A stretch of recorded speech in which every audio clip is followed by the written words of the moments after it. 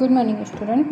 तो हमारा जो के एम मांगल वाली सीरीज़ थी उसका नेक्स्ट लेक्चर में हम लोग जो इससे प्रीवियस लेक्चर था उसमें हम लोगों ने सॉइल को बहुत डिटेल में पढ़ा था। ठीक है, ये सारा आई होप आप लोगों ने बुक से भी एक बार पढ़ा होगा लेक्चर देखने के बाद में। उसके बाद हमारा जो नेक्स्ट टॉपिक है वो इस पर दिया हुआ है about wind, work of wind. और वर्क ऑफ विंड में विंड इरोजन है, उसके अलावा विंड के इरोजनल फीचर्स कुछ एक दो दे रखे हैं, wind transportation and deposition.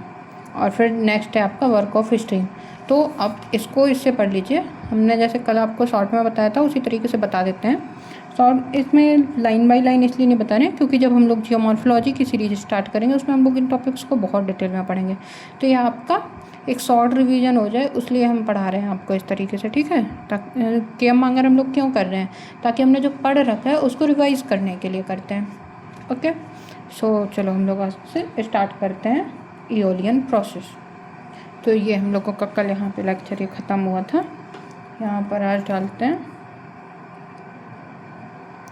इओलियन process. Okay, so इओलियन word कहाँ से आया है? इओलियन वर्ड आया है एउलस, जो कि हैं कौन? एक ग्रीक गॉड हैं जो कि किसके देवता हैं? God of wind.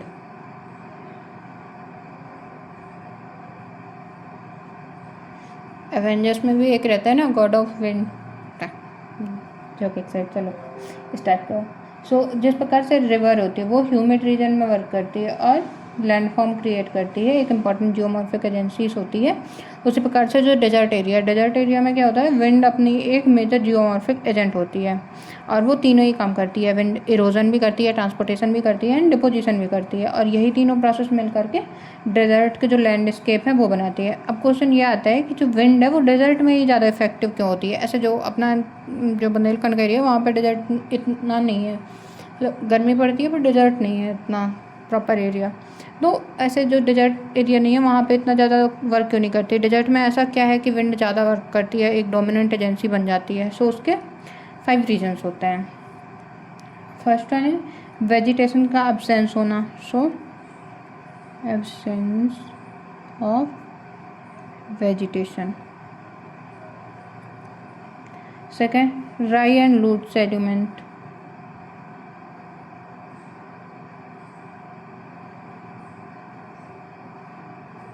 Third, high temperature variation.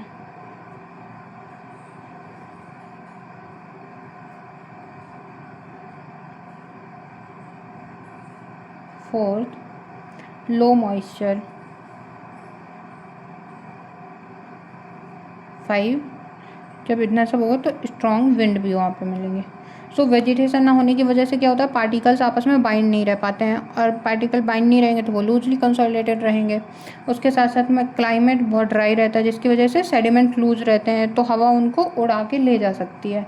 सो इस तरीके से विंड वहाँ पर डोमिनेंट फैक्टर रहती है। तो उसके बाद हम पढ़ेंगे विंड किस टाइप से इरोड करती है। So wind erosion. Wind erosion में फर्स्ट प्रोसेस है डिफ्लेशन। सो विंड का फर्स्ट प्रोसेस होता है डिफ्लेशन। डिफ्लेशन का मीनिंग क्या है? Removal of loose particles by wind. Removal of loose particle by wind. तो हवा में जो धूल, रेत और छोटे छोटे पार्टिकल्स होते हैं वो हवा क्या करती है? उड़ा के ले जाती है और इसी प्रोसेस से सरफेस जो है वो ग्रेजुअली लोअर होती रहती है। तो इस प्रोसेस को बोलते हैं डिफ्लेशन प्रोसेस। डिफ्लेशन की वजह से कई डिजर्ट में क्या होता है कि इतना इंटेंस डिफ्लेशन हो जाता है कि ग्राउंड सरफेस ही नीचे चली जाती है। जैसे मान लो ये सरफेस है, ये ऊपर की जो लेयर है वो उड़ती गई तो ये सरफेस लोअर हो जाती है। और कहीं कहीं तो ये बेसिन इतना ज़्यादा हो जाता है कि जो वाटर टेबल है, यहाँ पे वाटर टेबल थी, ये वाटर टेबल तक पहुँच जाता है। तो जिसकी वजह से यहाँ पे वाटर एक्यूमुलेट हो जाता है बेसिन में। और जब वाटर एक्यूमुलेट हो जाता है तो उसको क्या बोलते हैं हम? ओएसिस। जब deflation up to water table. Okay, तो ये जैसे एग्जांपल हमारे सहारा के डिजर्ट में मिलते हैं। अब डिफ्लेशन में मेनली रिमूव्स क्या क्या होता है, fine particle, silt, dust.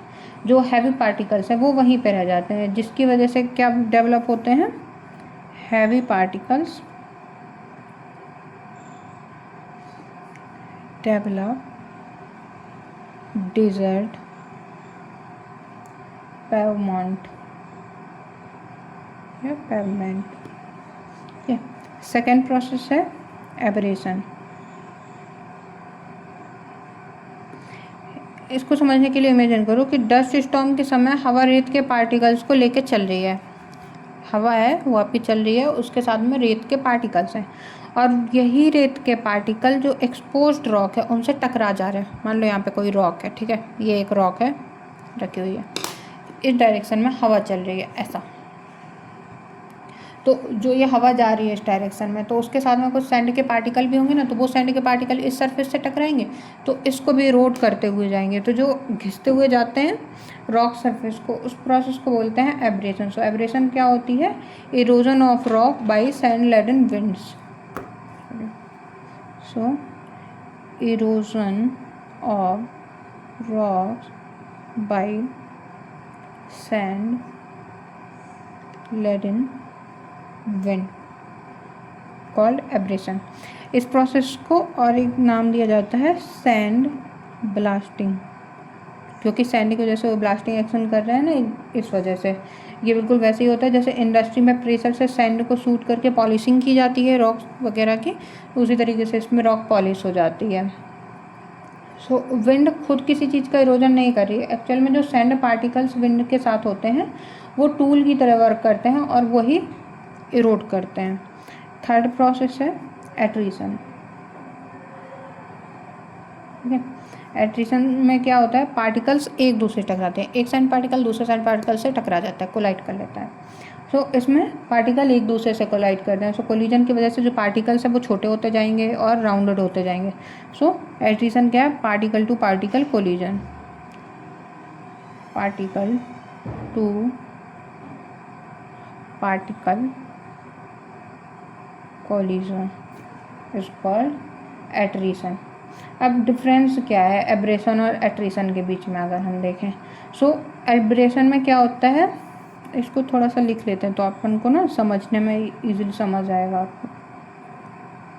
Abrasion and attrition. So abrasion में क्या होता है, rock versus sand collide, and attrition में क्या होगा, सैंड वर्सेस सैंड का कोलिजन होगा। उसके बाद इसमें रॉक सरफेस इरोड होगी, जब रॉक सरफेस पे सैंड लगेगी, रॉक सरफेस इरोड, और इस पर क्या होगा, पार्टिकल्स एक दूसरे को ही तोड़ देंगे। So particles break themself, particles break themselves. अब इसमें क्या होगा, एक्सटर्नल इरोजन होगा, एंड जो एट्रीशन प्रोसेस है इसमें म्यूचुअल वेयरिंग होगी। ओके, सो ये हो गई आपकी इरोजन। अब उसके बाद में हमारा इरोजनल फीचर। बहुत सारे फीचर होते हैं पर इस बुक में अपन को मोस्टली 2 ही फीचर दिए हुए हैं। ओके, सो फर्स्ट वाला है हमारा वेंट इफेक्ट्स। वेंट इफेक्ट, तो वेंट इफेक्ट में क्या होता है, जो पेबल और बोल्डर होते हैं वो कॉन्टीन्यूसली जब सैंड ब्लास्टिंग फेस करते हैं तो पॉलिश्ड हो जाते हैं, और पॉलिश हो जाते हैं, पिटेड हो जाते हैं, एंगुलर फेस डेवलप कर लेते हैं, तो इनको ही वेंट इफेक्ट्स बोलते हैं। सो वेंट इफेक्ट्स कैसे होते हैं दिखने में, हमारे फैक्टेड, पॉलिश्ड, एंड इसमें शार्प एजेड होते हैं, शार्प एज होते हैं। और वेंट इफेक्ट शो क्या करते हैं, क्या इंडिकेट करेंगे ये, show indicate dominant wind direction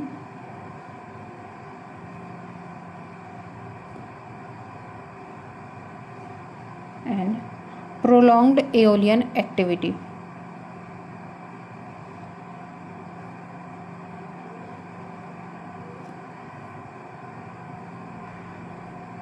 लेंगे।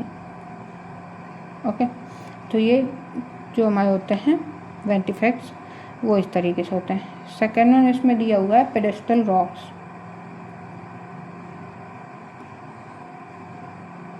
पेडेस्टल रॉक्स में क्या होता है कि एक चीज़ समझो, ये कोई सी रॉक है। ओके, ये ऐसे नहीं है, ऐसे ऊपर से पूरी ये इतनी मोटी थी, ठीक, इतनी मोटी ऊपर तक है ऐसे। ये जो रॉक है इसका जो विंड का पार्टिकल है वो नीचे की जो सरफेस है उस पर ज़्यादा कर रहे हैं, ज़्यादा तेज़ विंड चल रही है, ऊपर तक में ये स्लो हो गई।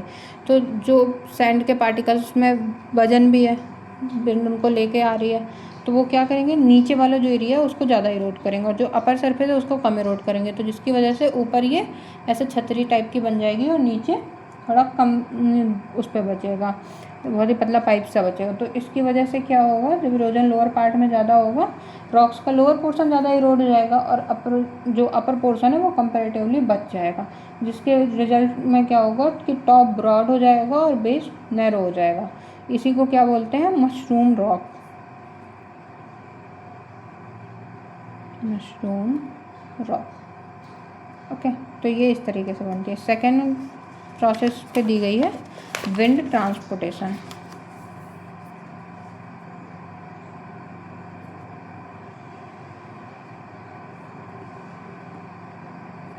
विंड ट्रांसपोर्टेशन, अब जब इरोजन हो गया तो इरोजन के बाद में पार्टिकल ट्रांसपोर्ट होंगे। अब ट्रांसपोर्टेशन की फर्स्ट प्रोसेस है सस्पेंशन। सस्पेंशन में जो वेरी फाइन डस्ट पार्टिकल्स हैं वो हवा में सस्पेंडेड रहेंगे और थाउजेंड्स ऑफ किलोमीटर तक ये ट्रेवल कर सकते हैं। जो छोटे छोटे पार्टिकल उनको सैंड क्या करती है, अपने साथ में ले जाती है और ट्रैवल करती जाती है थाउजेंड्स ऑफ किलोमीटर तक, तो उस प्रोसेस को बोलते हैं सस्पेंशन। सेकेंड वन सॉल्टेशन, और ये जो सस्पेंशन सॉल्टेशन प्रोसेस है ये हम लोग स्टडी के लेक्चर्स में बहुत डिटेल से एक पूरा देख ही चुके हैं कि जो हमारा ट्रांसपोर्टेशन का लेक्चर था। अब सैंड पार्टिकल्स क्या होंगे, एक सीरीज़ में जंप कर करके मूव करते हैं, ये ऐसे ऐसे ऐसे, इसको साल्टेशन कहते हैं। साल्टेशन क्या है, मोस्ट डोमिनेंट मोड होता है सैंड ट्रांसपोर्ट का in desert. So most dominant mode of sand transport in desert. Third process है हमारे सरफेस क्रीप। जो बहुत ही ज़्यादा हैवी पार्टिकल्स हैं वो क्या करेंगे, रोल करके या फिर स्लाइड करते हुए सरफेस पे चलते हैं, तो उस प्रोसेस को बोलते हैं हम सरफेस क्रीप। इसके बाद थर्ड है हमारा विंड डिपोजिशन। ट्रांसपोर्टेशन हो गया इरोजन के बाद, तो अब डिपॉजिट होगा, सो विंड डिपोजिशन, विंड डिपॉजिट। अब विंड डिपॉजिट्स जो हैं वो इनको क्या बोलते हैं हम, इओलियन डिपॉजिट भी बोलते हैं, इओलियन डिपॉजिट्स। इनकी जो मेजर कैरेक्टरिस्टिक हैं वो क्या होती हैं, वेल सॉर्टेड राउंडेड पार्टिकल्स,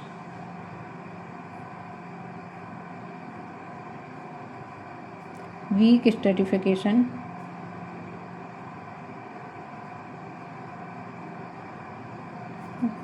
दो टाइप के डिपॉजिट दिए गए हैं, first one sand dune, second one loess. So पहले हम लोग देखते हैं सैंड ड्यून के बारे में। सो विंड जब सैंड को किसी ऑब्स्टिकल्स के पास ले जाती है तो वो वहीं पर डिपॉजिट कर देती है, जिससे वहाँ पे ड्यून फॉर्म होने लगते हैं। तो ये किसकी वजह से बनते हैं, ऑब्स्टिकल्स की वजह से बनते हैं, कि जब भी कोई विंड है वो किसी ऑब्स्टिकल के पास में जाती है तो अपने साथ में जो भी विंड लेके आ रही होती है सैंड वगैरह वो वहाँ पे डिपॉजिट कर देती है। जो विंडवार्ड स्लोप होता है ड्यून का, तो विंडवार्ड स्लोप में इसका कितना होगा स्लोप, विंडवार्ड जहाँ से विंड आ रही है, विंडवार्ड स्लोप होगा इसका gentle 5 degree to 15 degree, and जो लीवार्ड साइड है उसके अपोजिट, सो ली साइड होगा थोड़ा स्टीप स्लोप यानी 20 डिग्री टू 30 डिग्री स्लोप होगा हमारा इस पर। अब ली साइड स्लोप क्यों होती है, क्योंकि जो डिपोजिशन एंगल है सैंड का वो एंगल ऑफ रिपोज से कंट्रोल होता है। माइग्रेशन ऑफ ड्यून इस पर एक टॉपिक है छोटा सा, माइग्रेशन ऑफ ड्यून। ड्यून का माइग्रेशन कहता है। ड्यून स्टैटिक नहीं होते हैं, माइग्रेट करते रहते हैं। क्यों? क्योंकि जैसे ही विंडवर्ड साइड पे डिपॉजिट होता है और जो ली साइड है उस पर सैंड स्लाइड करता रहता है, तो इस तरीके से मूव करता है। अब मानो ये कोई विंड, एक सेकेंड बुक में वो दिया है ना डायग्राम, देखो ये यहाँ पे आपका ड्यून है। अब ये कैसे होगा? इस तरीके से थोड़ा कर्व लेके, है ना। अब इस कर्व में, अच्छा ऐसे भी तो समझ सकते हैं, ऐसे यहाँ से विंड आ रही है, ये डायरेक्शन में विंड ऐसा मूव कर रही है। विंड की सॉरी विंड की डायरेक्शन क्या ऐसे है, ये इस तरीके से। तो जो सैंड ले करके आएगी वो क्या करेगी? इस डायरेक्शन पे डिपॉजिट करेगी, पर वो सैंड डिपॉजिट हो करके इस डायरेक्शन में स्लाइड करती जाएगी। तो इस स्लाइड एक्शन के थ्रू क्या होगा? जो विंड है वो मूवमेंट कराएगी, माइग्रेशन का कराएगी ड्यून का, तो उसको ही बोलते हैं माइग्रेशन ऑफ ड्यून।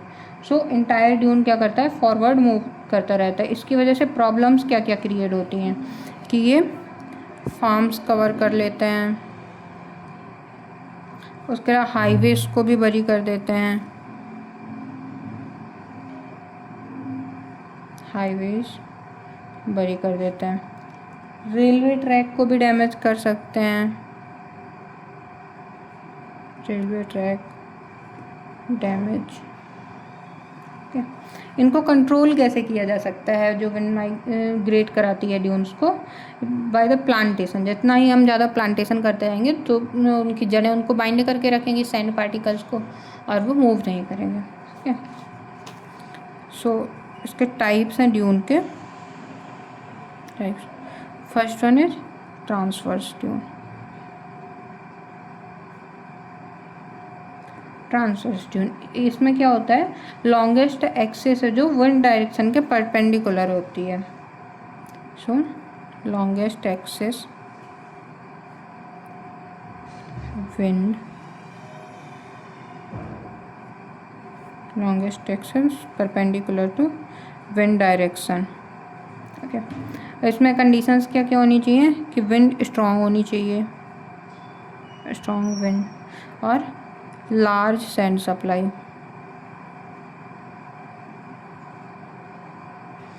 तो ऐसे भी याद रख सकते हैं कि ट्रांसवर्स विंड की डायरेक्शन होगी तो उसको ट्रांसवर्स ड्यून बोलेंगे। Second one is barchan dune.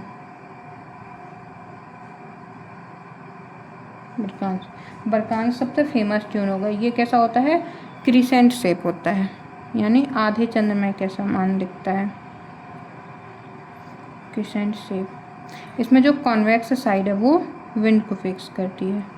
अभी इसका तो बताया ही था हमने किस तरीके से, सो आप समझ ही जाएंगे। और जो हॉर्न है वो क्या करते हैं? पॉइंट करते हैं डायरेक्शन ऑफ विंड फ्लो को। हॉर्न इंडिकेट करते हैं point in direction of wind flow.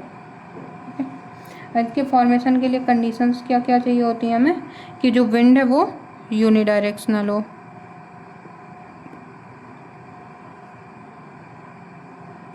Moderate to high sand supply हो,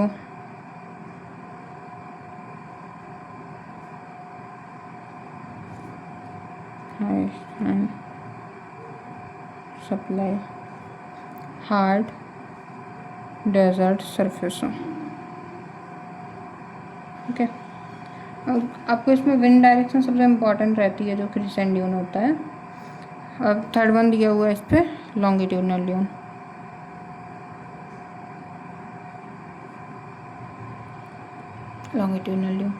लॉन्गिट्यूडनल ड्यून क्या होता है? ये ड्यून पर parallel to wind direction, parallel to wind direction. So इसके लिए कंडीशंस क्या होंगी? स्ट्रॉन्ग विंड होनी चाहिए,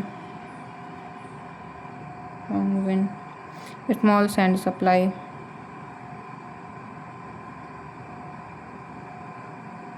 इसको जो अरब डिज़र्ट है, अरब डिज़र्ट में इसको सीफ भी बोलते हैं, क्योंकि ये उनके पास में जो सीफ तलवार होती है कटार टाइप की, तो जो अरब एरिया है वहाँ पे जो यूज होती है वो कुछ कुछ इसी शेप में होती है। इसके कैरेक्टरिस्टिक क्या है कि ये बहुत लॉन्ग होता है, सो वेरी लॉन्ग, और extend for tens of kilometres too. So कितना लॉन्ग हो गया, आपको सोच सकते हैं कि 10 किलोमीटर तक जा रहा है। और नेक्स्ट टॉपिक इसका नेक्स्ट ड्यून है जो वो है कॉम्प्लेक्स ड्यून। कॉम्प्लेक्स ड्यून में क्या होता है, जब विंड की डायरेक्शन वेरिएबल हो, कभी यहाँ से आ रही है कभी वहाँ से आ रही है, तो इरेगुलर शेप के ड्यून बनते हैं। इरेगुलर ड्यून उनको बोलते हैं कॉम्प्लेक्स। अब ये हो गया सारा कुछ ड्यून के बारे में। सेकेंड जो प्रोसेस डिपॉजिट था, सेकेंड डिपॉजिट क्या था, लोएस। लोएस क्या होता है, विंड डिपॉजिटेड जो सिल्ट ब्लैंकेट होता है उसको हम लोएस कहते हैं। इसको लिख सकते हैं, wind deposited silt blanket is called loess. Loess के कैरेक्टरिस्टिक क्या होते हैं कि ये फाइन ग्रेन्ड होगा, क्योंकि ड्रॉप उठा के ले जाना है ना विंड को। So fine grain, non stratified, yellowish colour and highly फर्टाइल्स।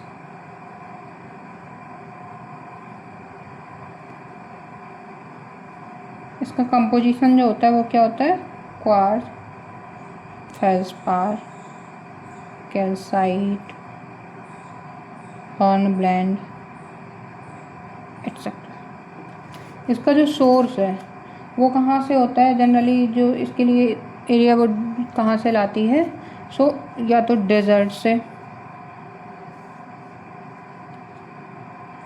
Source area desert, या फिर रिवर फ्लड प्लेन,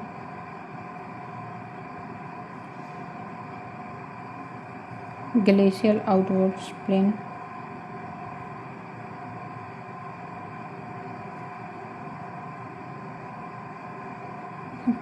चाइना में एक जो लोएस्ट की डिपॉजिट है वो क्या है, 300 किलोमीटर तक के हैं, 300 मीटर तक के हैं, सॉरी।